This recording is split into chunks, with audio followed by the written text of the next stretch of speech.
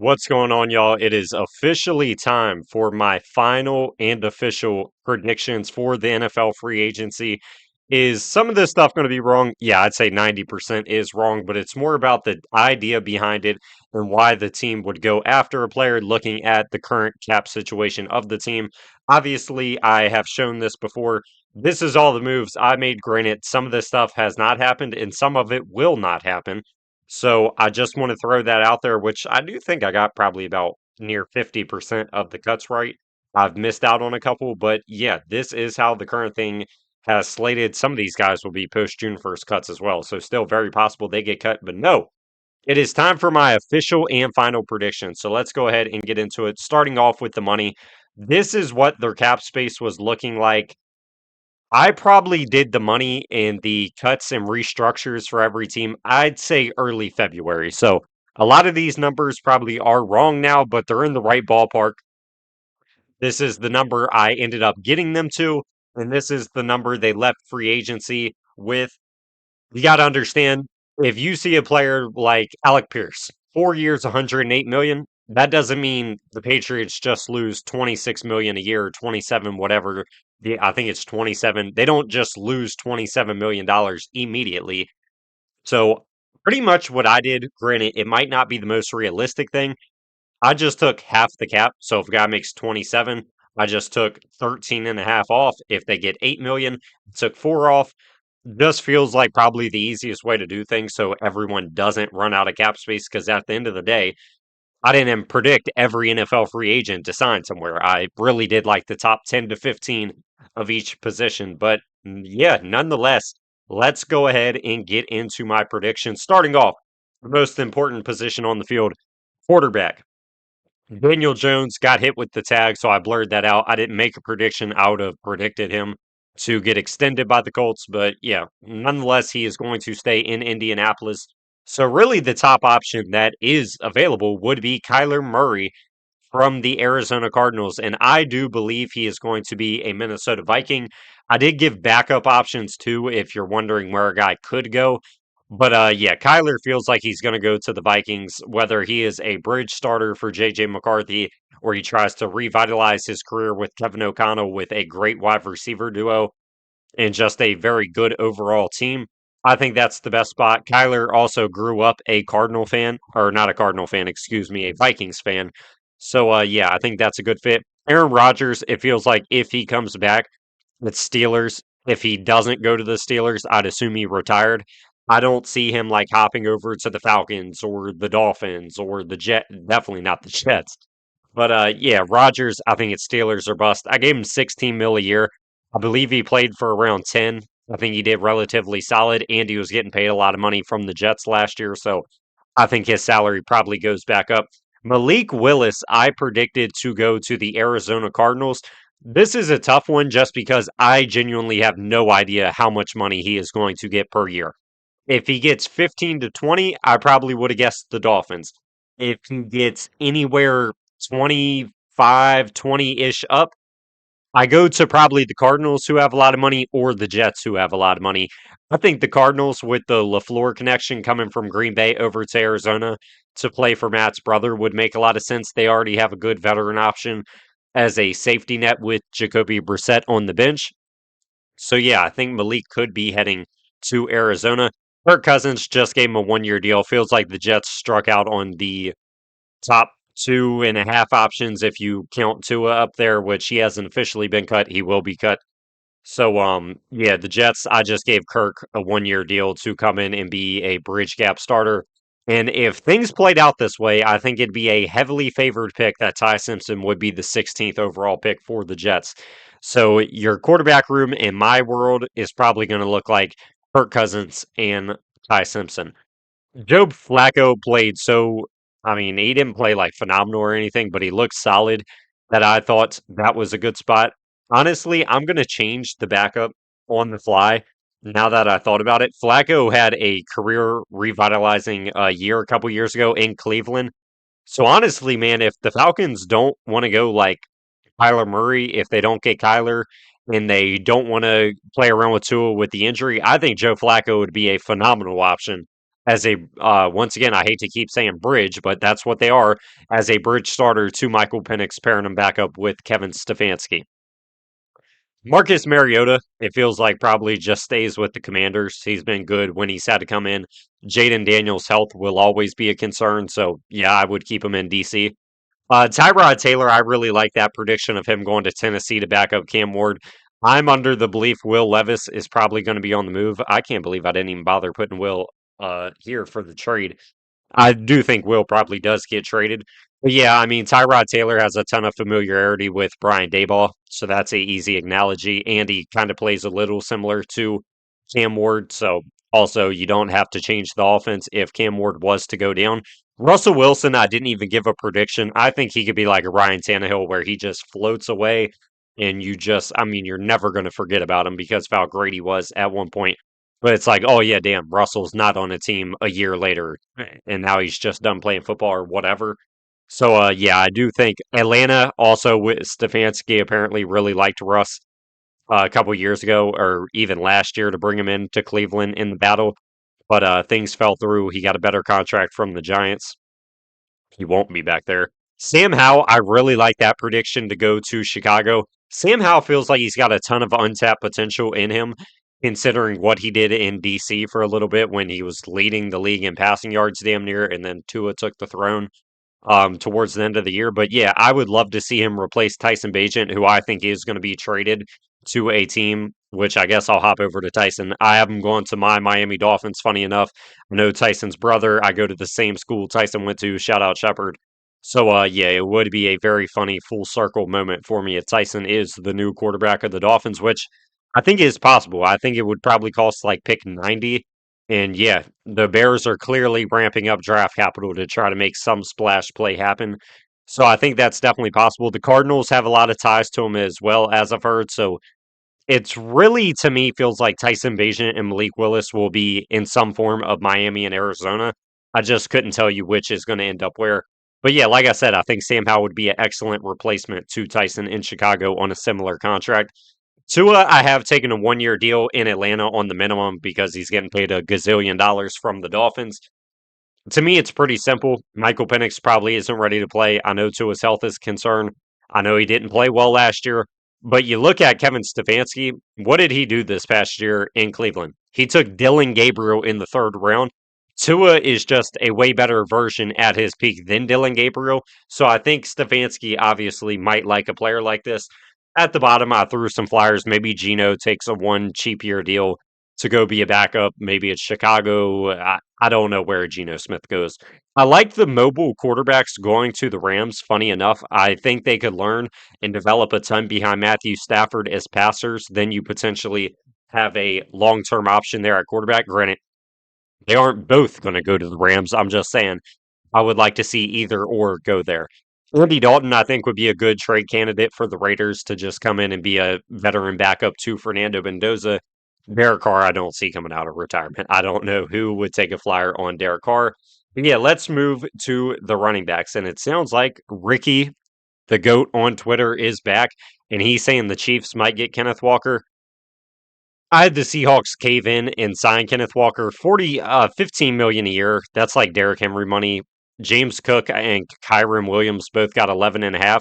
But the reason I gave him 15 was because Brees Hall got a tag for 14 million. So it kind of feels like K9's going to be searching for that range. It may be Seattle caves in after the great end of the season, or maybe they don't. I will go ahead and say, with all the rumblings about the Chiefs, to me, it does feel likely. And I do think, I know over on TikTok, it won't look this way, but I do think I'm going to drop the salaries just a little bit for these two guys because I might have shot high there, especially with what Javante just got. So, yeah, K9 we're going to put at 42 mil returning to the Seahawks. Travis Etienne, the Jaguars have no money apps at all. I mean, Devin Lloyd's also out there. Wingard's out there. Greg Newsome is not going to be back, but he's out there. So yeah, it feels like they might lose Travis Etienne, which you kind of prepared for when you took LaQuint Allen and Bashal Tutin last year in the draft. So yeah, next up, J.K. Dobbins. That's probably going to be wrong because, of course, do the Giants just cut Devin Singletary to save $5.5 million? No, they work on a restructured contract to keep him there. So now it's Singletary, Scattaboo, and Tyrone Tracy, I highly doubt they pay Dobbins $6 million now that Singletary is going to stay. The analogy and the reasoning is the Giants have been heavily rumored to be looking at Jeremiah Love, Kenneth Walker, Travis Etienne. Like, it sounds like they're searching for a running back. If you can rewind your brain a little bit, John Harbaugh drafted J.K. Dobbins in Baltimore, so it could have been a reunion. I would say it's pretty unlikely. The Chiefs also feel like that's an option. I went with Tyler Algier for the Chiefs. I really like the idea of Algier getting a shot to be a starter in the NFL. He's still young. I think a 3-year deal for about $7 million a year, so $1 million per year under Javante Williams, which I think is a good tag. Fits one, the Chiefs' budget, but two, would be a great spot for Tyler Algier to show off his talent. So I would really like to see that one happen. Kenneth Gainwell, I sent to the Raiders on an $8 million deal. Maybe that's a little high. Maybe it's 14 or 14 mil total, but it is what it is. You never know. Kenneth Gainwell just led the Steelers in receptions this past year. He was a great weapon, but yeah, maybe I am shooting just a touch high. So maybe him and Dowdle I'll drop just a tiny bit. But yeah, I thought it was a good pairing with Ashton Genty. Of course, you've heard Clint Kubiak talk about, hey, we want a 2 RB system. Kenneth Gainwell is a great receiving back that I think Ashton Genty, that's not really his strength. So yeah, I would like to see Gainwell paired with Genty. Rico Dowdle I have heading to the Washington Commanders. And yeah, this was an interesting one. I'm trying to remember why I did this off the top of my head. I think the Bucks with fucking Bucky Irving could be a good option as well. But yeah, I think I kind of just sent him there because like he looked really good for the Panthers at times this season. You can pair him with Ja'Cory Krosky Merritt, who I don't think is like a yeah, that's your starter. I don't think that's the case at all. So yeah, Rico could come in and compete for the starting job in Washington on a 2-year deal.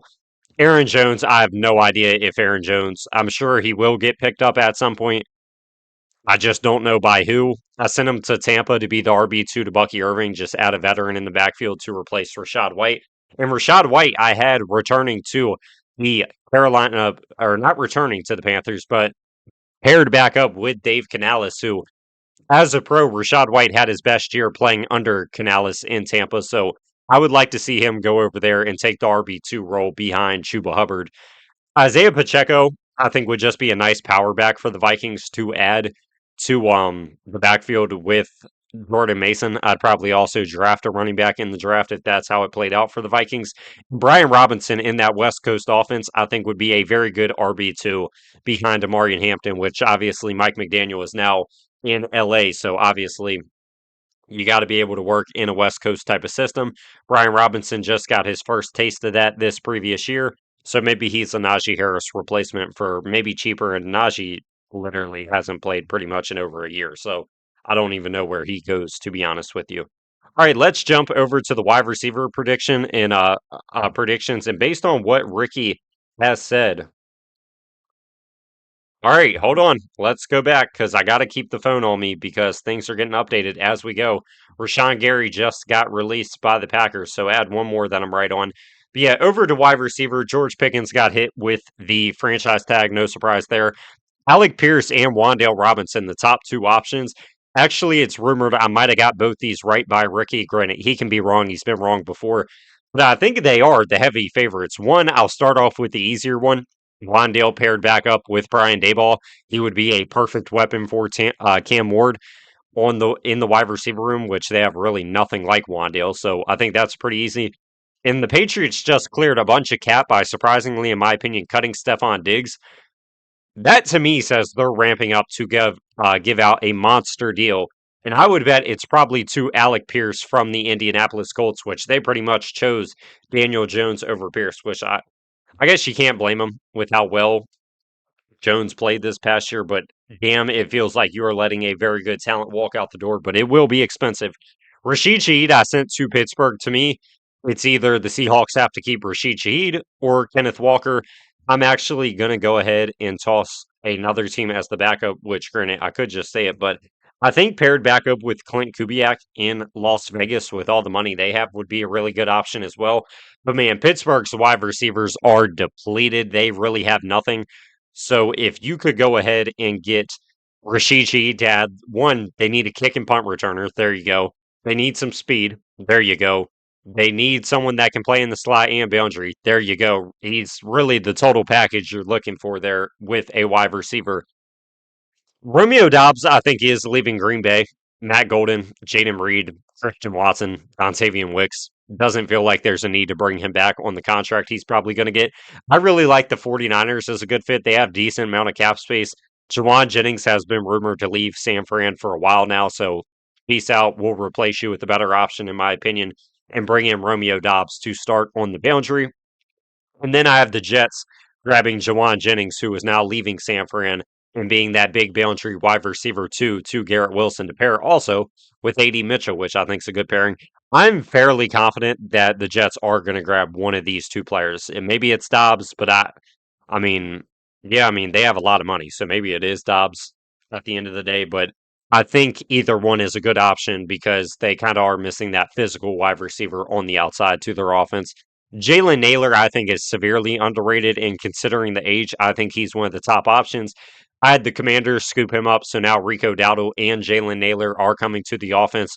You really need to revitalize this offense. It's very old, so Dowdle being 28, Naylor being 27, you get some decent youth weapons for Jaden Daniels on the offense. Mike Evans, I have a hard time believing he's going to leave Tampa Bay. I just do. So I have him going back on another 1 year deal, which I don't know why I said another, but a 1 year deal to stick in Tampa. Tyreek Hill, it feels like a very Baltimore Ravens esque thing. Maybe he could go back to Kansas City.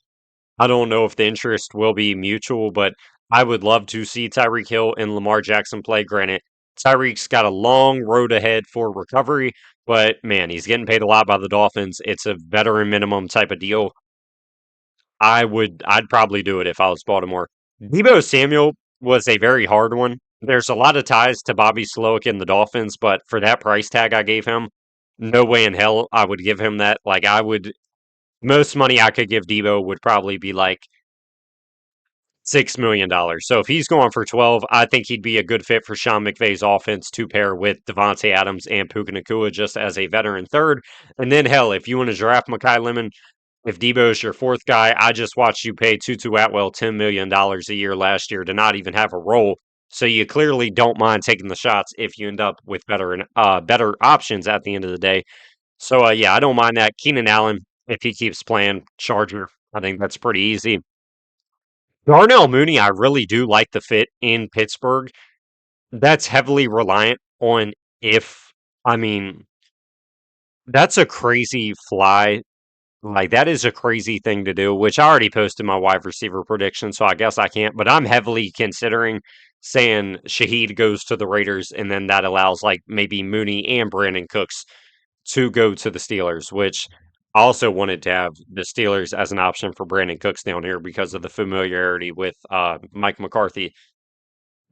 Yeah, that might have been a mistake. But at the end of the day, oh well, most of it will be wrong anyway, so who gives a fuck? Let's keep going down. Calvin Austin, jumping over to Atlanta. They cut Darnell Mooney. They need some speed in their wide receiver room. Calvin Austin brings a dynamic skill set to add to the team. Stephon Diggs feels like the backup if you don't get Tyreek. Maybe Stephon Diggs returns to Maryland to play for the Ravens, or maybe he goes to jail. Who knows? And down here, Brandon Ayuk will be cut eventually. It feels like he will be a commander to pair with Jaden Daniels. Going over to the tight end position, which I feel pretty good about this. Kyle Pitts ended up getting tagged. I have Isaiah Likely signing a monster deal in Tennessee around 14 million per year. I think he will be the hottest name that makes the most money just because of the youth and the upside.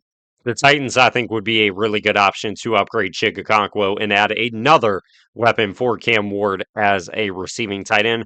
Travis Kelsey, it's Chief or he's gone. So we have him going back to the Chiefs. The Commanders once again grab another weapon on offense, giving Dallas Goedert a fat payday that the Eagles probably just won't be willing to give with 2 years, 30 million heading to DC to probably replace Zach Ertz. Maybe Ertz could return as well. But man, Ertz coming off that torn ACL at his age, that's pretty brutal. I would probably just up my price and go with Goddard.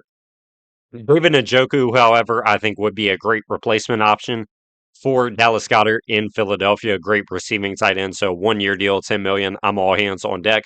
Chigakonkwo has some untapped potential in his game from Tennessee. I have him jumping over to my Dolphins. Maybe 16 is a little high. Maybe it is like 14, 12-ish because the Packers staff doesn't like to give out big contracts, and the Dolphins staff is now ran by Packers.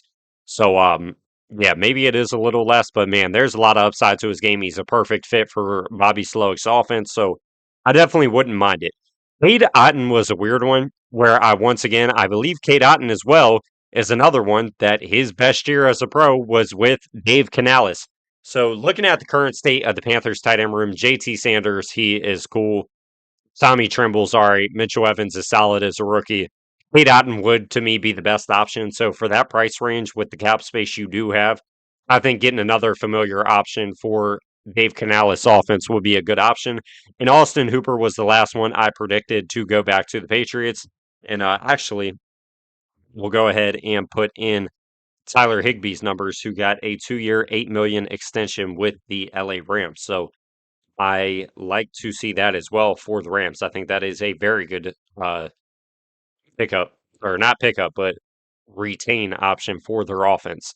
All right, let's go ahead go to the tackles. The big one will be Taylor Decker. He literally just got cut, so I had no way of making a prediction. I want to make sure I'm still up to date. That's why I keep checking my phone. But yeah, starting off with the Rasheed Walker, and this one is maybe off the walls. I think the Panthers love to pay high, so I think they're an option as well. But I have him going to the Cardinals, and the reason I do this, I believe Rasheed Walker has experience at both tackle positions, and I know for a fact Paris Johnson does. So I paid big at tackle to really. I mean, the thought process for me was one, you want to protect whoever's playing quarterback. Rasheed Walker, Malik Willis are familiar with each other, so I guess there's that analogy. But more importantly, it opens the door for you to do whatever the hell you want at the third pick. So if you want David Bailey, Arvell Reese, Sonny Styles, whoever's there at 3, you don't have to reach on potentially France Mino or Spencer Fano or Monroe Freeling. You can take whatever player you want. So getting a proven tackle that has proven year after year he is very good. I have no problem giving him that big contract. And next up, I signed Braden Smith to the Raiders, 3 years, 60 million. Probably a out on the contract after the second year, considering his age. But I like Charles Grant. I don't know if they'll give him a full chance. Braden Smith's a natural right tackle, so to put him opposite of Colton Miller for Fernando Mendoza to protect your young quarterback, I think would be a very good option. Jermaine Illuminor kind of by default then heads back to the Giants on a 2 year, $36 million deal. I don't think that's bad at all. So yeah, if you can grab him right there and retain him for Jackson Dart, who when that offensive line was healthy, it actually looked pretty good. I would do that. Taylor Decker is going to be getting paid a decent amount by the Lions. I believe it's around $12 million.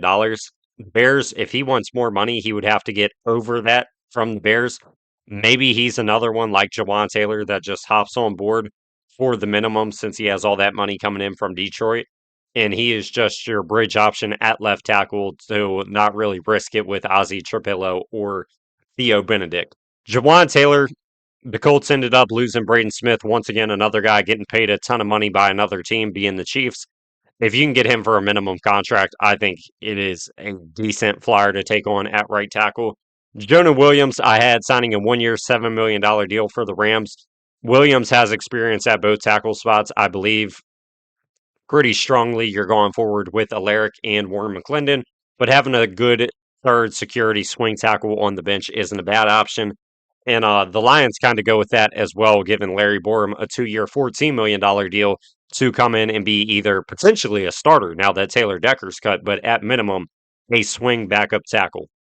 All right, let's go ahead to the interior offense line. I did a ton here, and it was utterly insane. I went off the walls, and I am a person to admit when I'm wrong. I thought Tyler Biotish might go to the Bears. Funny enough, I had the Chargers getting Connor McGovern. Biotish goes to the Chargers, so now I audible to Connor McGovern going to Chicago. But that's besides the point. Tyler Linderbaum to me is going to stay with the Baltimore Ravens. Every time I've heard Jesse Minter talk this offseason, it's trenches, trenches, trenches. I find it hard to believe they would let Tyler Linderbaum walk out the building if that is their mindset. Elijah Vera Tucker, I don't know if the Jets prioritize since he struggled to stay healthy. It feels like the Chargers could be a good guess there to come in and start at right guard for Mike McDaniel's offense. David Edwards, I think, will get a pretty hefty contract. So the Raiders double dip to protect Mendoza and go with David Edwards there on another $20 million a year deal. So now your starters in Vegas for me are Colton Miller, David Edwards, Jackson Powers Johnson. You did lose Dylan Parham. So maybe like I'm blanking on the other rookie's name, not Charles Grant, Caleb Rogers, maybe at right guard, and then Braden Smith at right tackle. Isaac Suamalau, I had to take a deal for the Jets to jump over there as a veteran guard since you did lose Elijah Vera Tucker and John Simpson both. So, yeah, I had him hop on a deal for New York. Wyatt Teller, I had signed a 1 year deal for the Seahawks. Feels like he could not upprove, that's not a word, but improve the guard position in replace of Anthony Bradford at right guard. So, felt like a good pickup for the Seahawks to just keep adding to their Super Bowl winning roster. Joe Batonio, I had do the same thing as Wyatt Teller, take a 1 year deal elsewhere, and he is heading to New England to play left guard. So my guy, Jared Wilson, can play center. Please, Patriots, please. Kevin Zeitler, I had returned to Baltimore. I mean, he's familiar with the place. They're contending. He's probably trying to win a Super Bowl before he retires. So 1 year deal to upgrade Daniel Falalele. Good option to me for Baltimore. The Bills, I don't see retaining Edwards or Connor McGovern with their current cap situation. They did cut Teron Johnson for pennies. Idiots. They cut Curtis Samuel. That is a smart move. They traded for DJ Moore. They're going to have to extend them to figure out the cap space. But yeah, I had McGovern hop over to Chicago to obviously now replace or not Dylan Parham, Drew Dahlman, who retired. Tyler Biotish has already signed with the Chargers, so that's one where I'm wrong. Dylan Parham, I hopped on for the Browns to go ahead and play some right guard. This allows Cleveland to take a wide receiver at 6 if they want to. I mean, hell, you can still take offensive line. But now you're probably looking at a starting offensive line that involves Titus Howard, Dylan Parham, Jack Conklin at right tackle. Maybe you take Spencer Fano and put Parham at left guard. There's endless options. You just need more starters on the line. Zion Johnson is one I really, really, really thought about flipping over to Pittsburgh to replace Malau. He's younger, to come in and start at left guard. The reason I did go with the Saints is because he's familiar with Kellen Moore's offense from their time together in LA. So I thought that could be a good Dylan Radunz upgrade for the Saints offense. Ed Ingram, I think, should go back to Houston. It's not even really a prediction. I just think that's where he should be. He just had a career year with him, so a nice little 3 year payday, 9 million per, I would do. And John Simpson also follows him to Houston on a 2 year, $16 million deal to now replace Titus Howard at left guard. Ethan Posich, I didn't make a prediction. It feels like the Bills could get him for damn near a veteran minimum to replace Connor McGovern since he's coming off a torn ACL or Achilles, one of the two. Feels like the Jets, considering they lost in this world, Vera Tucker and Simpson would be shopping maybe options like James Daniels, Daniel Falalele, Tevin Jenkins. If Elton Jenkins got cut, I think that'd be a great option, but that's yet to be determined. But yeah, those are my offensive predictions. Let's go ahead and hop over to the defense. Defensive line, that would be. And yeah, we got a big one to kick it off. John Franklin Myers is going to be leaving the Denver Broncos on a 3 year, $63 million deal to join Robert Sala's defense in Tennessee to replace Tavondre Sweat next to Jeffrey Simmons. I think this is just a way better fit for the type of defense lineman Sala tends to like. So to put him on the interior also has the flexibility to play wide sometimes. I think that's awesome fit for the Titans defense. Cam Jordan, I have finally leaving the Saints, and it's to pair back up with his former head coach, Sean Payton, to really replace John Franklin Myers for half the money in Denver. So I thought that was a good alternative for them. David Onyemata felt like a good veteran option to add on a 1 year deal to strengthen the Chargers' defensive line with T.R. Tart, Jamari Caldwell, Deshaun Hand, who I think Hand's a free agent. DJ Reader, I had hop over to the Cardinals, which It's definitely interesting. I think the 49ers would have been a good option if I didn't sign Jonathan Allen to the Niners, but my thought process was for Reader that like Dalvin Tomlinson's all right. Walter Nolan has struggled to stay healthy, but looks like a stud. But yeah, you could just add a third guy to the interior defense line. You got the cap space to make it happen. So why not? Jonathan Allen, Javon Hargrave, both cut by the Vikings, still getting pretty good contracts. So I have them picking up minimum deals to head to San Francisco and Houston. I think either one at either place is perfectly fine. So yeah, take that as you will. Hargrave, I believe, might have. Nah, he probably didn't cross paths with D'Amico Ryans in San Francisco. Probably was there after Ryans already got a head coaching job. Calais Campbell, I had just hop on board with the Giants on a 1 year deal to probably end off his career. John Harbaugh made a strong push to trade for him at the deadline when Calais was with the Dolphins in Baltimore, so I think he could be a good veteran option to pair with Darius Alexander and obviously Dexter Lawrence. The Packers are hoping to trade Rashawn Gary, brother. No one is trading for that contract with the type of production he's given you. Logan Hall, I had to stick with Tampa. It feels like he is starting to come alive. 3 year, 30 mil. That's not too bad for a player that's 26 years old. And you already got problems with pass rush, so you might as well keep your own. And Levi Onwuzurike, I thought that was a decent deal for the Lion or the Raiders, excuse me, to pick up Onwuzurike to just add another body to the interior defense line. It's crazy how much interior players make. On a side note, I mean, like Bilal Nichols, who I think is worse than all these guys, got like a 3 year, $33 million deal, and he's already been cut by the Cardinals, obviously. So Rashawn Gary deleted his post. Goodbye to the pack. I don't know what the fuck's going on there. But on to the edge rushers. Yeah, I have Trey Hendrickson signing a massive deal with the Commanders. They have money. They are trying to get back to the winning that they just got a taste of in 2024. Trey Hendrickson would be a big time addition to the pass rush on the edge. So you give him a 3 year, 90 million, 30 million a year. I think that is a fine enough deal. Yes, he's going to be a little older on the back end of the contract. Maybe there's out after the second year. Khalil Mack, I have following Jesse Minter to Baltimore to give them a good veteran pass rusher in their price range. I think that'd be an awesome replacement to people like Draymond Jones and potentially an upgrade over Tavius Robinson. Jalen Phillips, I mean, the Eagles just traded a actual third round pick to the Dolphins for him. If he left for that contract, you'd probably get like a compensatory, maybe a third or a fourth. So I'd assume you're probably trying to retain him off the edge. So yeah, but if you trade for Max Crosby, his ass is definitely gone. Odafe Oye, I had signed a re-sign with the Chargers on 3 years, 60 mil. Pretty hefty contract for sure, but damn, he looked really good at the end of the season. 60 might be a little high. Maybe honestly, I'd be fine if him and Jalen Phillips got the same deal at 54. So we'll switch that on the fly to have Adafe go, or not go, but stay put in LA next to Tully. Boye Mafe, I had jump board to the Panthers. Doesn't feel like Seahawks can afford him. Panthers need more pass rush help. I'd rather go with, at this point, a veteran to pair with Nick Scorton and Princely Umanmielen that has now can bring uh, balls bring a Super Bowl pedigree to the Panthers edge rushing room and hopefully help those guys out a ton. Bradley Chubb, I just had hop on board with the Colts. I mean, they need edge help if Quiddy Pay and Sam Ebukam are both leaving. The Dolphins are going to be paying Bradley a good bit, but it feels like he could.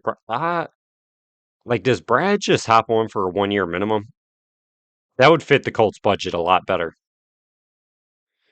I don't know though.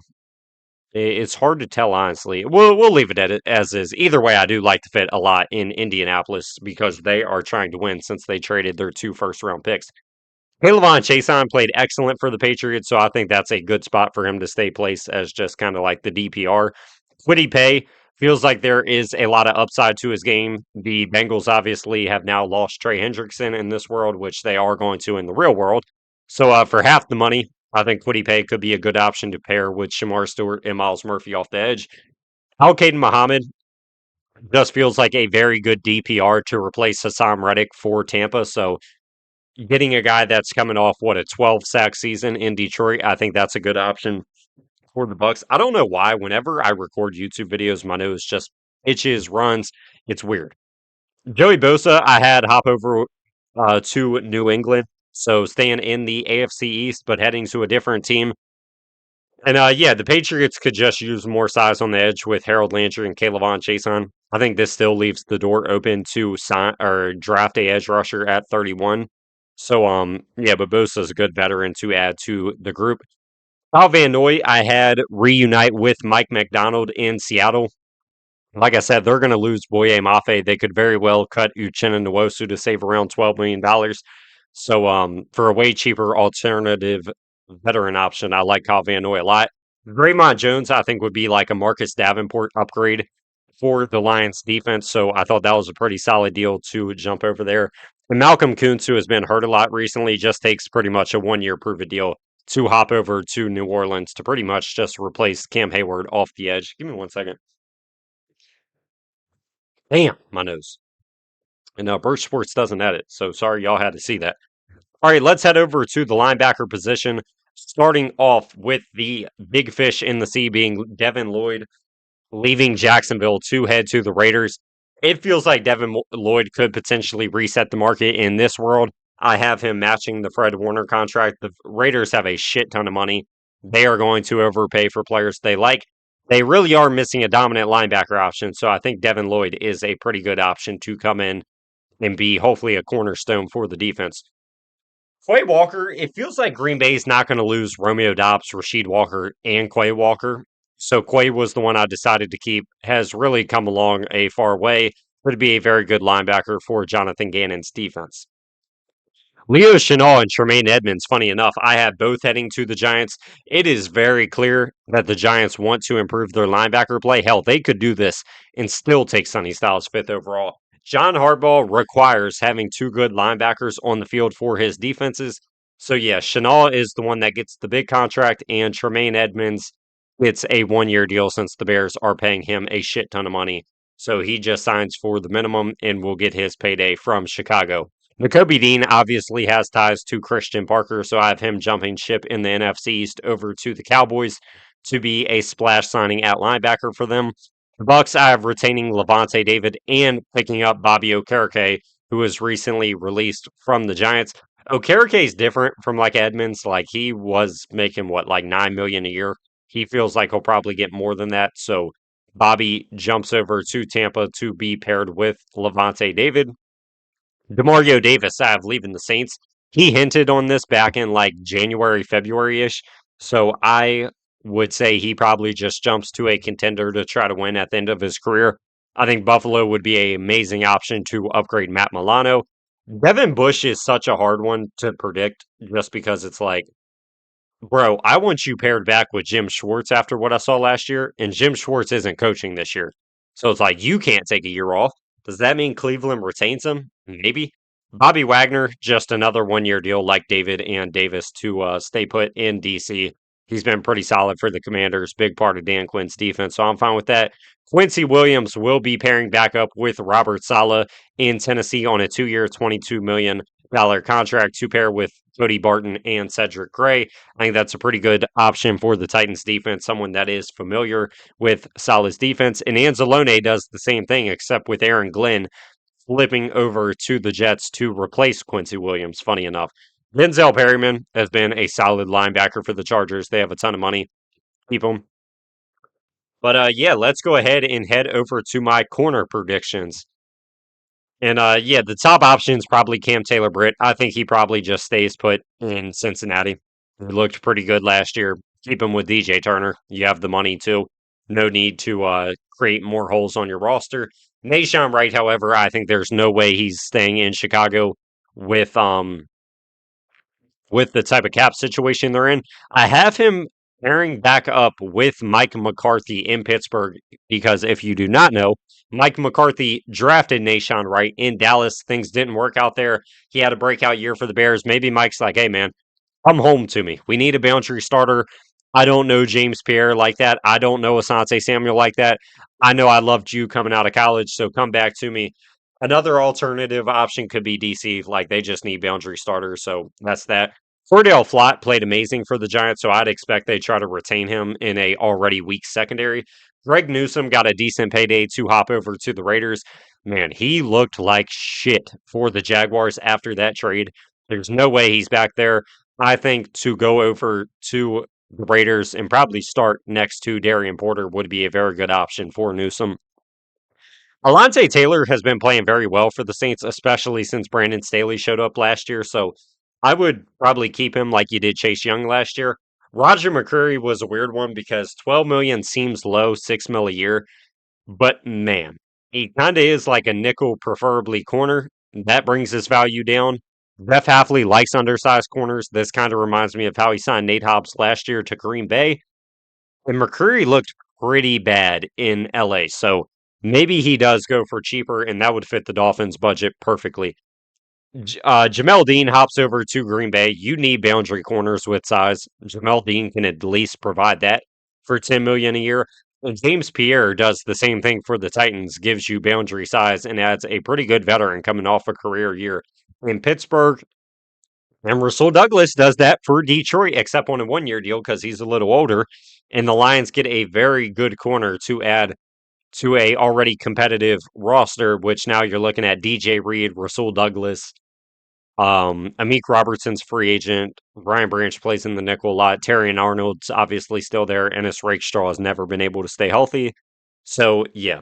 Jalen Watson, I'd assume, has to be retained by the Chiefs after trading Trent McDuffie because there is nothing in that secondary currently. I really like the thought of Jacoby Durant hopping over to Tennessee. It feels like Trent McDuffie probably just took his role and McCurry's role on the defense. So, yeah, I mean, for a decent contract, 9 million per, I think paired with Salah in the nickel would be a great spot for Jacoby Durant in Tennessee. Monteric Brown signs the same exact contract to be a boundary starter to potentially upgrade Mike Hughes or replace D. Alford in Atlanta. I think he looked pretty good in Jacksonville. Like I said, Jacksonville has no money, so I doubt he's back there. Tariq Woolen gets a nice 3 year deal from the Commanders. I know you might say, why is Tariq getting more than all these guys? The Commanders have a shit ton of money, and it's kind of an upside thing. Like the speed, athleticism, maybe Dan Quinn's like, man, I mean, it'd be a hell of a suggestion to infer Mike McDonald couldn't develop him, but you can. But then again, we have seen Tariq Woolen be really good at times, so maybe Mike McDonald's defense just didn't fit him. Josh Jobe, I'd assume, is back in Seattle. I don't think you lose both those guys, so Jobe is the option I go with. Marshawn Lattimore, I had pairing back up with Dennis Allen in Chicago to replace Cam Taylor Britt. And then I think the Panthers could be fun options for people like Amik Robertson and Jack Jones to upgrade your nickel position on the defense. Same thing with Cater Kohu down here, who I really hope my Dolphins retain. Martin Emerson's another good option down here, who's a free agent. He's just missed like entirely all of last year, so it's tough to say. And Teron Johnson, obviously, I don't know. I kind of ignored, kind of forgot he was even there now. But yeah, he is a very, very good nickel option to add to a contender. Like, I don't know who gets him, but a lot of teams will be interested. I can promise you that. All right, and to end off my official free agency predictions, I'll start by saying I got Cam Curl wrong. I thought being up top with Kalen Bullock in Houston could have been a good fit. He got more money than what I thought, so props to him for impressing the Rams enough to get that type of contract. But yeah, man, let's go down the line. And starting off, I have Jalen Thompson signing a 3 year deal in Philadelphia to replace Reed Blankenship, who I have stabbing you in the back with N'Kobe Dean heading to the Dallas Cowboys with Christian Parker. I think Reed's probably more likely. Donovan Wilson's free agent. Malik Hooker could be a cap casualty. So I think both those options are good. Both those players, excuse me, are good to jump board over to Dallas. So in results of that, I have a proven very good safety in Jalen Thompson heading to Philadelphia to pair with Andrew Makuba. All right, Kobe Bryant, I think he stays with Seattle. Like I said, Seattle's not going to lose everybody, but they did lose Shaheed, Tariq Woolen, and Boye Mafe. So I had them keep Kobe Bryant, Josh Jobe, and Kenneth Walker in result of that. Ryan Cook has been a really good safety for the Chiefs. The Chiefs have no money. The Jets need safety bad. I think he could jump board over to Aaron Glenn's defense to add a over the top presence because Tony Adams and Cisco gave you nothing. Um, Kevin Byard, I assume, gets a little raise with a 1 year, $10 million deal to stay in Chicago. Just led the league in interceptions. he's perfect for Dennis Allen and Al Harris's defense. So, yeah, I like that a lot. Alohi Gilman, I have following John Harbaugh to the Giants. Another one just familiar with the system, I guess. I mean, even though John doesn't call defense plays, but John's familiar with them, and he played really good in his short time in Baltimore. So I don't know if he resigns after he got traded off of Mentor's defense. That would be interesting. But yeah, to pair with Javon Holland and Tyler Nubin, I think that's a solid option. Dalen Hawkins, I think, should absolutely be retained by the Patriots. He played phenomenal this past season, so I would hope they keep him. Well, I hope they don't, as a Dolphin fan. Dean Belton, I had jump over to the Raiders. They could just use another safety next to Suamalau, or not Suamalau. What is it, Palomal? You know who I'm talking about. Jeremy Chin, surprisingly, is playing a lot of his time in the nickel now, so Dane Belton's over top safety. Donovan Wilson kind of is a very good Harrison Smith replacement for that defense, just a very hard hitting safety with good ball skills at the top for Minnesota to add. Nick Cross, I had get a deal from the Miami Dolphins.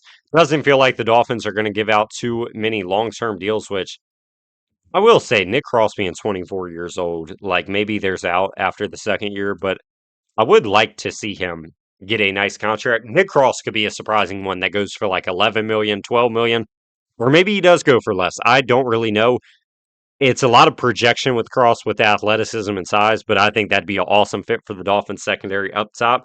I assume the Colts want to retain him. I just don't know if they can. And with that being said, I kind of think maybe the Jets would be a good alternative because I have the Jets once again taking another shot on a safety being Jaquan Brisker, who has looked really good in the past, but he looked very bad after injury in Chicago this past season. So if he's here on like a 1 year proof of deal, kind of like what I did with Malcolm Kuntz off the edge, I think that's a really good option for him. And I guess my last prediction would be Tony Jefferson heading to Baltimore with Jesse Minter to just be a good veteran third safety to allow Kyle Hamilton and Malachi Starks to do whatever they want. I don't know if Adarius Washington will be retained. He's been hurt a lot. And I also just tossed down the Bengals for Minka. If the Dolphins do land a trading Minka, I know the Cowboys tried to trade for him. They have cap issues. Cincinnati has money and they really need safety help and they're trying to win now.